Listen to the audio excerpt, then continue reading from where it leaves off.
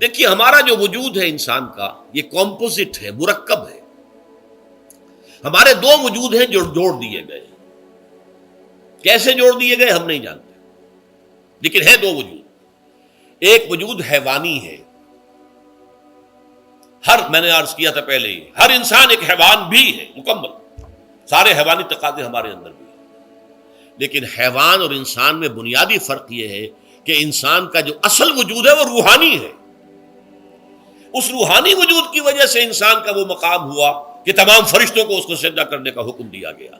फैज़ा सव्वैतहु व नफ़ख्तु फ़ीहि मिन रूही फ़क़ऊ लहू साजिदीन। फरिश्तों से कह दिया गया था कि मैं एक बशर पैदा करने वाला हूं मिट्टी से।